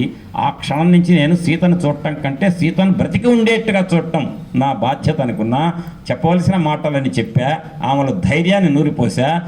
అమ్మా నువ్వు భయపడకు, ఎటువంటి ఆలోచనలు పెట్టుకోకు, రాముడు వస్తాడు, భల్లూక వానర సైన్యంతో వస్తాడు, సుగ్రీవ మహారాజు కృతనిశ్చయంతో ఉన్నాడు, నీకెందుకు, రాముడు రావణాసుడిని వధిస్తాడు, నేను తీసుకెళ్తాడు అంటే. వానరులు అందరు రాలేరు కదా, నువ్వు గరుత్మంతుడు వాయువు కర్తప్ప రాలేరు కదా. హనుమాని పదే అడుగుతుంటే, ఏ అమ్మా నువ్వు అనకు, సుగ్రీవుడి దగ్గర ఉన్న వాళ్ళంతా నాకంటే పైవాళ్ళు, నేనే చిన్నవాడిని అని చెప్పా. ఆ మాట మీద నమ్మకంతో ఆమె శాంతి పొందింది. కాబట్టి ఆ మాట నిజం చెయ్యాలి, నేనే చిన్నవాణి రామా, నీ అనుగ్రహం ముందు అందరూ నాతో సమానం అవుతారు, కాబట్టి నీ అనుగ్రహం వల్ల అందరం కలిసి వెళ్దాంపా, ఏం చేస్తే సముద్రం దాటుతాం, ప్లాన్ వేద్దాం అని వెంటనే ఈ మాట చెప్పంగానే అన్నట్ట, సీతా వియోగ దుఃఖంతో బాధపడుతున్న నన్ను ఆ వియోగ దుఃఖం నుంచి బయటపడేసి సీత ఉన్నదనే విషయం తెలియజేసి నాకు ఆనందాన్ని ప్రదానం చేసిన ఆంజనేయుడికి ఇవ్వడానికి నాకు రాజ్యం లేదు కదా, దీనుణ్ణి కదా, వనవాసంలో ఉన్నవాడిని, నాకు ఏ అధికారము లేదు, సంపాదన లేదు, కాబట్టి నేను ఇవ్వగలిగేది ఒక్కటే హనుమా రా అని చెప్పి కౌగలించుకొని కౌగిలి భాగ్యాన్ని ఇచ్చాడండి ఆంజనేయ స్వామికి రాముడు కౌగిలి సీతమ్మకు తప్ప ఎవరికి దొరకదు. మళ్ళీ సీతమ్మ తర్వాత కౌగిలి భాగ్యాన్ని పొందిన మహానుభావుడు ఆంజనేయుడు. అందుకే మాట్లాడితే శ్రీమాన్ శ్రీమాన్ లక్ష్మీవాన్ అంటుంటాడు వాల్మీకి. శ్రీమాన్ లక్ష్మీవాన్ అంటే అర్థం ఏంటి? ఒక 2000 కోట్లు ఉండాలి ఆస్తి. ఆయన దగ్గర అస్సలు లేదు, ఛార్జీలు కూడా లేవు. ఏ డీజిల్ పెట్రోల్ లేకుండా గాల్లో వెళ్ళాడు. కానీ ఎందుకు శ్రీమాన్? రామకార్యం మీద వెళ్ళి వచ్చి రాముడితో ఆలింగన భాగ్యం తీసుకున్నాడు. ఆలింగన భాగ్యంలో ఆంజనేయుడు ఏ భాగం తగులుతుంది? ఆంజనేయుడికి హృదయం. హృదయస్థానం ఎవరిది? రాముడికి. వామంక స్థానం ఎవరిది? సీత, లక్ష్మి. ఆ స్థానాన్ని తాకింది, స్పృశించాడు. అంటే లక్ష్మీవాన్ ఆయనే. ఆ రకంగా మొత్తం కథ అంతా చెప్పాడు. పట్టాభిషేకం చేసుకుంటాడు రాముడు అని చెప్తే ఆమె నా సాంత్వన వాక్యాలు ప్రసన్నత పొంది నా సమక్షంలోనే శాంతిని పొందింది. సుందరకాండలో చివరి పదం ఏంటంటే శాంతిని పొందింది. మనం కూడా అశాంతితో ఏదన్నా ఉండి ఏదన్నా కోల్పోయి బాధపడుతుంటే తిరిగి ప్రాప్తించి శాంతిని పొందాలంటే సుందరకాండ పారాయణం చేయమంటారు, ఉపన్యాసాలు వినమంటుంటారు. ఇక యుద్ధంలో ఒకనాడు యుద్ధం జరుగుతోంది. ఒకనాడు రాత్రిపూట దుర్మార్గుడు రావణాసురుడు శక్తి ప్రయోగించాడు, శక్తి ఆయుధం. అందరు మూర్ఛపోయారు. ఆ శక్తి ఆయుధం ముగ్గురిని మాత్రం ఏం చేయలేదు. ఒకటి విభీషణుడు, జాంబవంతుడు, ఆంజనేయుడు. జాంబవంతుడు, విభీషణుడు, జాంబవంతుడు, ఆంజనేయుడు. జాంబవంతుడు ఎంతైనా చాలా ఏజ్, పడిపోయాడు పాపం, మూర్ఛపోలే. శక్తి ఆయన్ని ఏం చేయలేదు. కానీ కాస్త అపస్మారక స్థితిలో ఉన్నాడు. మెలకువ కాస్తుంది, కొంత అపస్మారకం ఉంది. అందరూ పడిపోయారు. నిలిచి తిరిగేవాళ్ళు ఇద్దరే, విభీషణుడు, ఆంజనేయుడు. తిరుగుతున్నారు ఎవరెక్కడున్నారు అని. ఒక ప్రాంతంకి వెళ్ళగానే మూలిగ వినపడుతుందట. ఆ మూలుగు చప్పిడిని బట్టి మూలగటమన్నా చేయగలిగేవాడు ఎవరు? వీళ్ళిద్దరు నడుస్తున్నారు, విభీషణుడు, ఆంజనేయుడు. మూలగటమన్నా చేయగలిగేవాడు ఎవరు? జాంబవంతుడు తప్ప ఎవరు లేరు. ఎందుకంటే మెలకు ఉండే స్థితి ఎవరికి లేదు. కాబట్టి జాంబవంతుడు ఉన్నట్టున్నాడు, తాత ఉన్నట్టున్నాడు ఇక్కడ అంటే అక్కడికి వెళ్ళి తాత జాంబవంత అనగానే విభీషణ నువ్వేనా అంటే అవును తాత అంటే ఆంజనేయుడు బ్రతికే ఉన్నాడా అన్నట్ట. నీ బుద్ధి బోనించుకోలేదు తాత.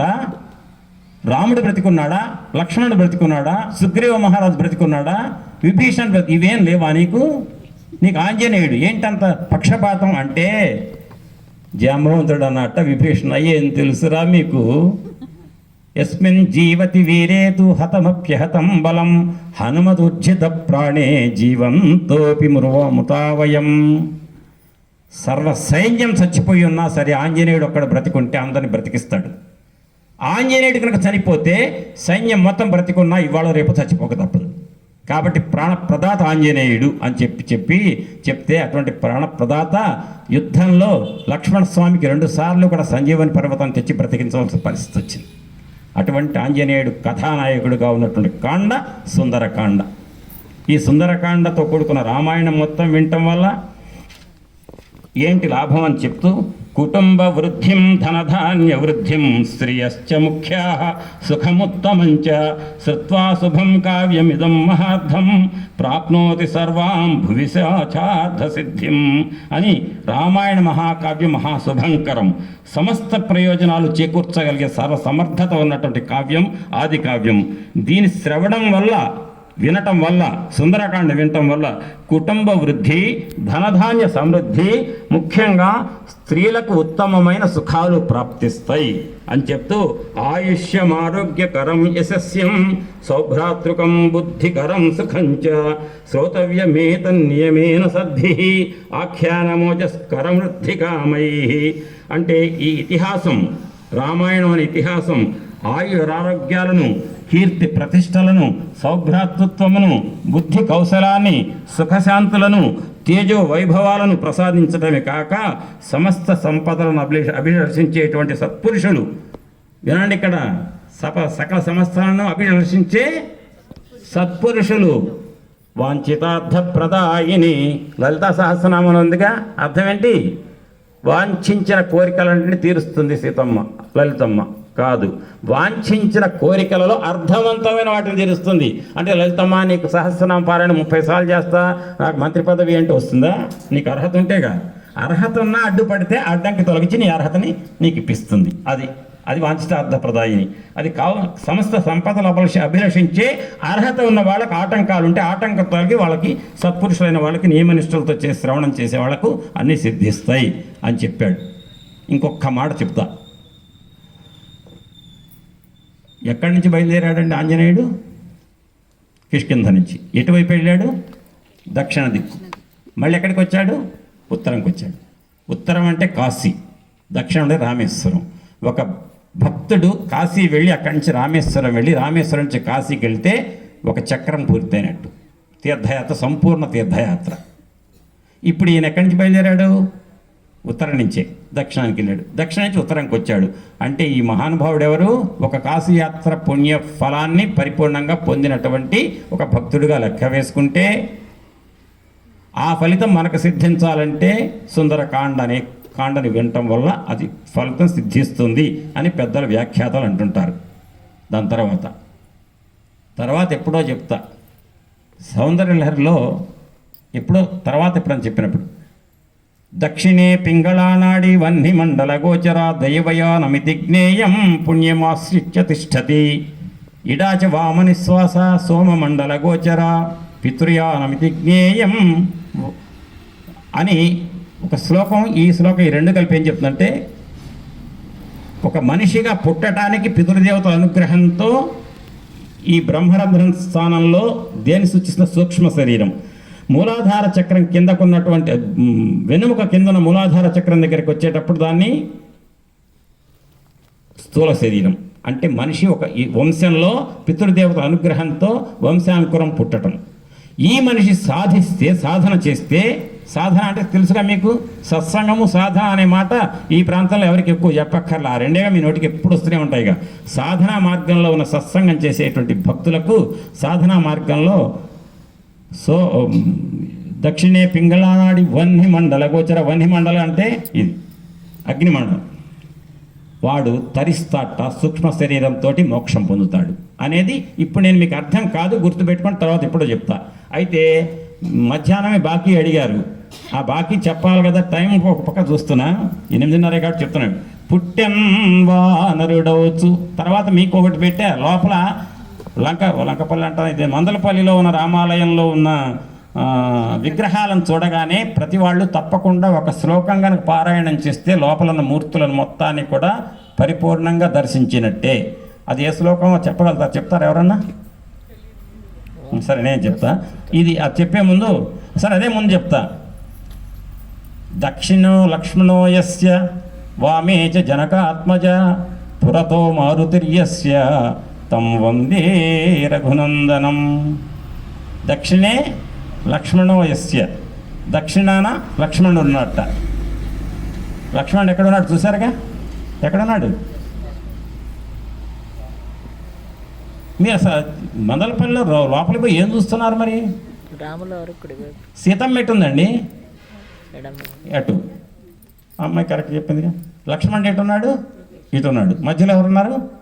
రాముడు. ముందు ఎవరున్నారు? ఇప్పుడు లక్ష్మణుడు ఎటున్నాడు మరి?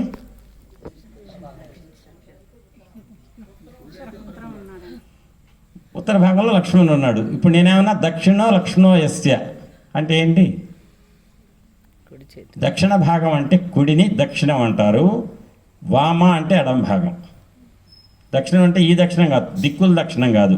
దక్షిణో లక్ష్మణో యస్య అంటే రాముడి కుడివైపు లక్ష్మణుడు. వామేచ జనక ఆత్మజ, వామం అంటే ఏంటి? ఎడమవైపు ఎవరున్నారు? జనకాత్మజ, జనక మహర్షి పుత్రిక. పురతో అంటే తూర్పు ముందు భాగాన, ఆయనకు ముందు. పురతో తం వందే, అటువంటి రఘురాముడైనటువంటి రామచంద్రుడికి నమస్కారం. ఇక్కడ ఉన్నటువంటి అరేంజ్మెంట్ వచ్చేసినట్టుగా మొత్తం.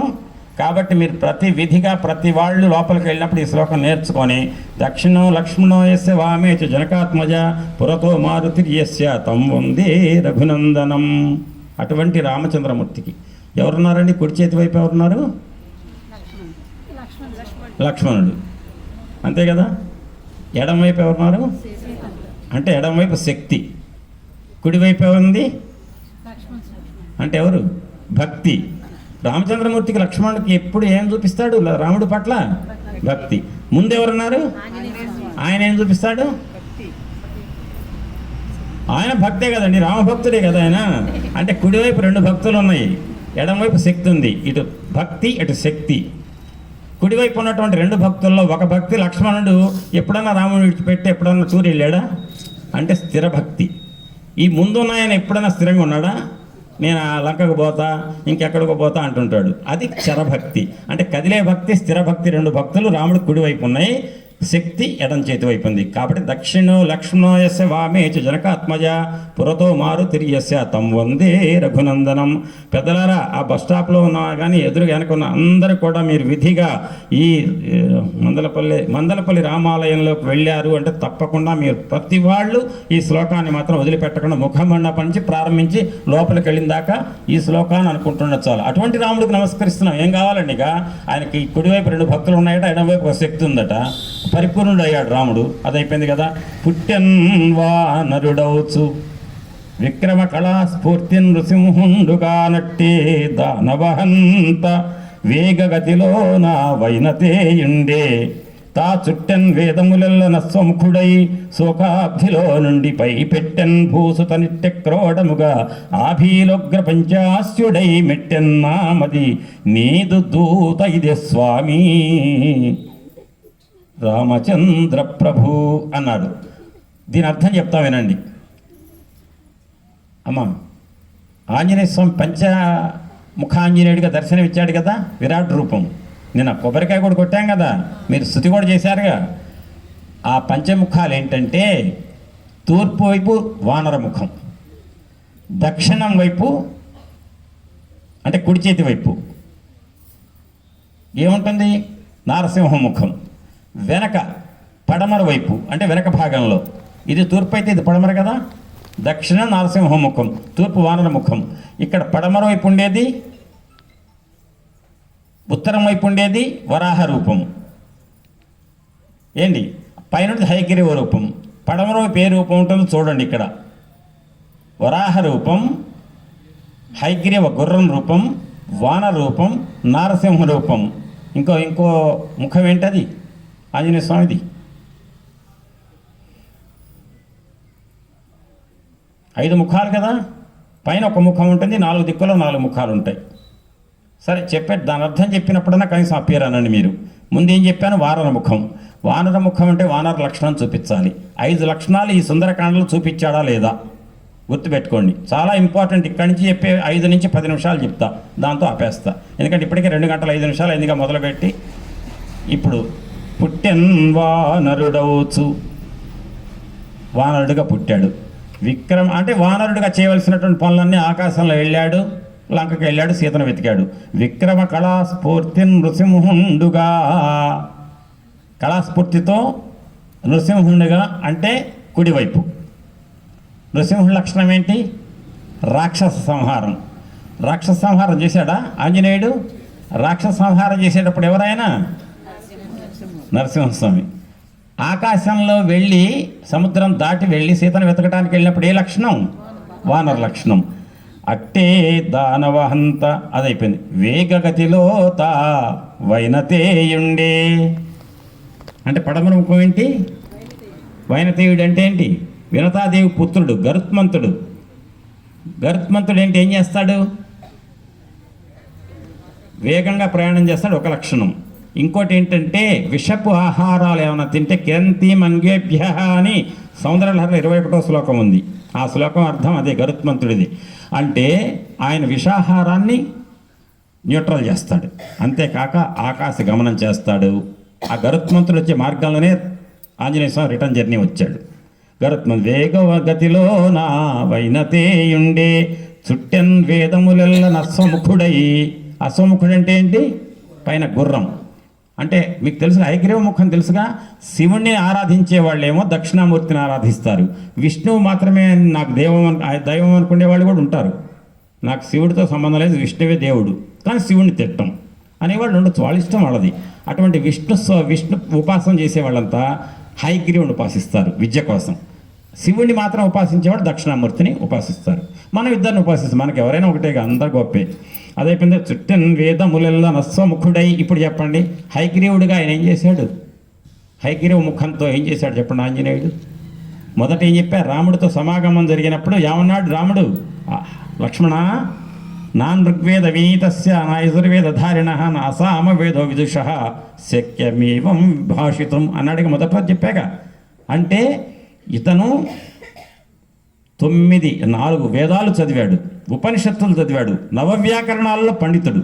ఇటువంటి వాడు గనక మాట్లాడితే శత్రువు కత్తి పెట్టి ఎత్తి చంపుదామని వస్తే ఆ శత్రువు దగ్గర ఈయన ఒక్క మాట కనుక ఆంజనేయుడు అంటే ఆ మాటకు లొంగిపోతాడట. ఆ శత్రువు కత్తి దించి పదాక్రాంతుడై మిత్రుడవుతాడట. దీనివల్ల ఆంజనేయుడి నుంచి వచ్చి ఒక మాట వల్ల అయ్యా ఏంటండి అంటే చాలట కత్తి ఎత్తి పైకి నరుకుదామని వచ్చాడు. యువతల వ్యక్తిని నరుకుదాం అనుకుంటున్నాడు. ఆంజనేయుడు పక్కనే ఉన్నాడు నా ఫ్రెండ్. ఆయన ఏమన్నాడు, ఏంటండి ఏంటి కత్తెత్తారు అంటే, మహానుభావ నీ వాగ్వైభవం ఏంటి అని కత్తి అక్కడ పడేస్తాడట. అంటే ఆయన మాటకు అంత బలం ఉంటుందట. అంటే అర్థం ఏంటి, అన్ని వేదాలు చదవటం వల్లనే కదా. హయగ్రీవుడు అదేగా చేసిన పని. తా చుట్టెన్ వేదములెల్ల నస్వముఖుడై. ఇప్పుడు మిగిలిందేది ఇటు ఏంటది, వరాహ రూపం. వరాహ రూపంలో ఏమైనా చేశాడా ఆంజనేయుడు? 7 రోజుల్లో మీరు విన్నారా? వరాహస్వామి ఏం చేశాడు? రసాతలంలో నీళ్లలో తొక్కబడినటువంటి భూగోళాన్ని, భూమాతను ఉద్ధరించి పైకి పెట్టాడు అగ్నివరాహస్వామి రూపంలో. అట్లాంటి పని ఏమైనా చేశాడు ఈయన? ఈ నీళ్లలో దూకలేదుగా ఆంజనేయ స్వామి. మరి ఈయన వరాహస్వామిగా ఏం చేశాడు చెప్పండి? ఏం చేశాడంటే శోకం అనే సముద్రంలో మునిగిపోయిన సీతమ్మని పైకి చేశాడా లేదా? శోకంలో మునిగిపోయింది తల్లి, శోక సముద్రంలోంచి పైకెత్తాడు సీతమ్మని. అమ్మా నువ్వు భయపడద్దు, కంగారు పడకు, రామయ్య వస్తాడు, రావణాసురుని చంపుతాడు, నేను తీసుకెళ్తాడు, పట్టాభిషేకం చేసుకుంటాడు అనగా శోక సముద్రంలో మునిగిపోయిన అమ్మని పైకి పెట్టాడు కదా వరాహస్వామి రూపం. కాబట్టే తా పెట్టన్ భూసత నిట్టె క్రోడముగ, క్రోడం అంటే పంది, వరాహ రూపం. ఆభీలోగ్ర పంచాస్యుడై. అటువంటి 5 కృత్యాలు ఈ సుందరకాండలో ఆంజనేయ స్వామి చేశాడు. అన్నీ ఒప్పుకున్నారు కదా. అటువంటి ఆంజనేయ స్వామి తా మెట్టడం అంటే అర్థం ఏంటి? పుట్టినీళ్ళు కాక అత్తగారింటికి వస్తే మెట్టినీళ్ళే కదా. ఆంజనేయ స్వామి పుట్టినీళ్ళు ఎవరు? ఆంజనేయదేవి యొక్క గర్భం నుంచి పుట్టాడు, ఆంజనేయదేవి కొడుకు. మెట్టినీళ్ళు ఎక్కడుంది ఆయనకి? ఆంజనేయ స్వామికి మెట్టినీళ్ళు పెళ్ళి అయితేగా మెట్టినీళ్ళు. ఆ మెట్టినీళ్ళు ఆడవాళ్ళకి ఉంటుందా మగవాళ్ళకి ఉంటుందా? ఆడవాళ్ళకి. మరి మగవాళ్ళకి మెట్టినీళ్ళు ఏంటి? ఆయనకు అన్ని మెట్టినీళ్ళే. ఏంటంటే ఆయన నమ్ముకొని హనుమాన్ చాలీసా చేసి సుందరకాండ వినే భక్తులు అందరి హృదయాలు మెట్టినీళ్ళే కదా. ఆ రకంగా మా అందరి హృదయాలు మెట్టినీళ్ళుగా చేసుకొని మా హృదయాన్ని ఆక్రమించాడయ్యా. తా మెట్టెన్ నాదు అభీలోగ్ర పంచాస్యుడై మెట్టెన్నామది నీదు దూత ఇదే. నీ దూత రామదూత ఆంజనేయుడు మా హృదయాన్ని ఆక్రమించాడు. తండ్రి రామచంద్ర ప్రభు. అదేగా మధ్యాహ్నం ఎవరు అడిగారు, పుట్టెన్ వానరుడు అవుతానే పద్యం చెప్పాలి అని ఎవరు అడిగారు, అంతేనా? అదైన తర్వాత ఇంకొకటి, ఈ మాట్లాడితే ఈ సుందరకాండ చెప్పినప్పుడు ఏమన్నాను నేను? ఒక మాట, అబ్బో ఇంకా టైం పడుతుంది, సరే అయితే ఇంకొక మాట వినండి జాగ్రత్తగా. మాట్లాడు. మంగళ రూప అయ్య హరిమర్కట మర్కట పంచవక్త్ర ఖట్వాంగ మహాశిఖేట కుధరామృత కుంభ శృణి ప్రదీపితోత్తుంగకరాంబుజాత నవతో యదమూర్తి త్రిపంచనేత్ర సర్పాంగద కంఠహార కరుణాంబుధిమమ్ముదయ చూడు మారుతి అన్నారా శచీపురంధర ఋషులు. ఏం చెప్పారు అక్కడ? 5 శివముఖాలు కనపడ్డాయట ఆయనకి. శివముఖం అంటే ఏంటి? పరమేశ్వరుడు యొక్క ముఖానికి నేత్రాలు ఎన్ని ఉంటాయి? ఏమేమి నేత్రాలు? కుడి కన్ను ఎడమ కన్ను. మనకి ఎన్ని కళ్ళు ఉన్నాయి? 2. దీని చూపుకి ఏమైనా తేడా ఉందా? తేడా ఉంటే ఎక్స్ప్రెషన్ దగ్గర తీసుకెళ్ళాలి. అంటే ఇదే మూస్తే ఇది కనపడదండి, ఇది మూస్తే ఇది కనపడదండి, 2గా చెప్పేది మనం. కానీ ఆంజనేయ స్వామికి 3 చూపులు, 3 కళ్ళకు 3 చూపులు ఉంటాయి. అంటే శివుడికి 3 చూపులు 3 రకాలు. ఏంటంటే కుడిది సూర్యనేత్రం, ఇది చంద్రనేత్రం, అగ్నినేత్రం, అంతే కదా. 3. సూర్యనేత్రం ఉంది. ఏం చేశాడు ఆంజనేయుడు చెప్పండి? ఇక్కడ రాత్రిపూట చంద్రుడు ఉన్నప్పుడు మనకి చంద్రుడే లేడు, చీకటి ఉంది, ఒక వస్తువు పడింది, ఎతిగా దొరకలే. ఏమంటారు పెద్దవాళ్ళు? ఏమంటారు? ఒకటే ఎదుగుతున్నాం అనుకోండి, పెద్దవాళ్ళు ఏమంటారు? లైట్కి కూడా దొరకట్లే. మరి సన్నడిది నలుసు ఎతికితే ఎంతకు దొరకట్లే. వాడే కంగారు పడుతున్నాడు. అరే ఎందుకురా ఏడుస్తా, ఏడోకు, ఏం చేద్దాం అంటాడు? పొద్దున ఎత్తుదాం అంటే పొద్దున్నే ఎందుకు లైట్ వస్తుందా? పెద్ద లైట్ ఇస్తారా? సూర్యుడు వస్తాడు. అంటే సూర్యుడు వస్తే నలుసు కూడా కనిపించేంత శక్తివంతమైన కాంతిని ప్రసరింపజేస్తాడు. మరి ఎక్కడుందో ఈ లోకంలో తెలవనటువంటి సీతమ్మని వెతికి శింసుప వృక్షం కింద ఉంటే పట్టుకున్నాడు. లోకం మొత్తంలో ఏమంటే రాత్రిపూట ఈ గుడి ఆవరణలో నలుసంతో లోకం మొత్తంలో సీతమ్మ కూడా అంతేగా. అటువంటి సీతమ్మ దొరక్కపోతే సీతాన్వేషణ చేసిన ఆంజనేయుడు తన కుడి నేత్రంతో సూర్య భగవానుడి యొక్క నేత్రంగా సీతమ్మని పట్టుకున్నాడు శింసుపక్షం కింద. అయిపోయింది కదా, అంటే సూర్యకన్ను అయిపోయింది. ఇక చంద్రనేత్రం ఏం చేస్తుంది? మనకి అమావాస్య నాడు చికాకు పుట్టి తలుపులేసుకొని లోపల ఉంటాం, రోడ్డు మీద ఎవరు తిరుగుతున్నారో ఏంటో అని. పౌర్ణమి నాడు మాత్రం పాలు పెట్టి చంద్రుని చూస్తాం. అందులో ఎందుకు మనసు ఆహ్లాదం అవుతుంది. సీతమ్మ కనపడగానే సీతమ్మ దగ్గరికి వచ్చి శోకాబ్ధిలో ఉండి బాధపడి తన మునకలవుతోంది. బిట్టు మరగాళ్లతో ఉండి బాగా బాధపడుతుంది. వెళ్ళి ఆమె దగ్గరికి వెళ్ళి మాట్లాడి ఆమె మనస్సుని ఏం చేశాడు? ఊరడించాడు. ఊరడించి మనస్సుని గనక ఆహ్లాదాన్ని తెప్పించాలంటే ఎవరు? చంద్రుడే. మనస్సు కారకుడు ఎవరండి? చంద్రుడు. కాబట్టి అమ్మతో మాట్లాడి అమ్మ మనస్సు ఊరడింపు వాక్యాలు పలకటానికి చంద్రుడు నేత్రంగా పనిచేశాడు. మరి అగ్ని నేత్రంగా ఏం చేశాడు? లంకం తగలబెట్టాడు. అయిపోయింది. అంటే 3 నేత్రాలు ఉన్న శివుడుగా కనిపించాడు. శచి పూర్ణంతర దృష్టిలో కంటే సంతోషమే కదా. ఇవి అయిపోయిన తర్వాత మీరు ఒక 10 నిమిషాలు ఉపయోగపట్టండి. బాకీ ఇదొక బాకీ నేను మర్చిపోయా కానీ గుర్తు చేశారు. ఏంటంటే హనుమద్ విభూతి అని మధ్యాహ్నం పెద్దలు చాలా